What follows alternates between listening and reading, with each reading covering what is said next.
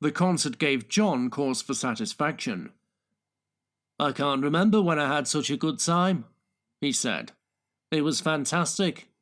On the downside was the performance by Yoko, who gave a set accompanied by John's howl of distorted fuzzbox guitar.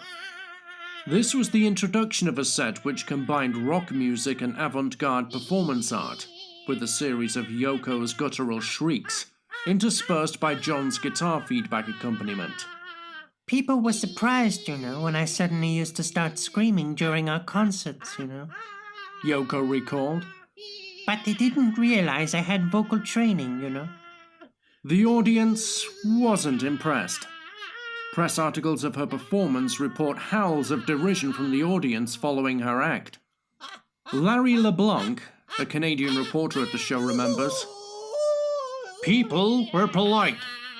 They were bewildered, but everybody knew that she was an artist. She'd taken photographs of bums and things like that. We figured whatever she was doing, it would eventually end. But it fucking didn't end." Yoko's wailing clocked in at 17 minutes 22 seconds.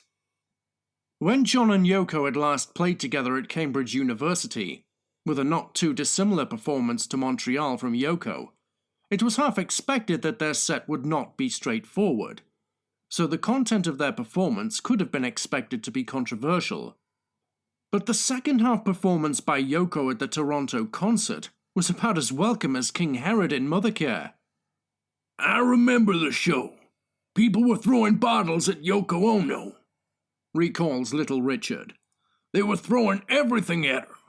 Finally, she had to run off the stage. Oh boy, it was very bad." It's hard to rationalize what was going through John's mind at Toronto. The clue to the audience's expectations was in the title. Toronto Rock and Roll Revival. It could have been blind ignorance that he, John Lennon of Beatles fame, should command those in the audience to appreciate the talents of his wife.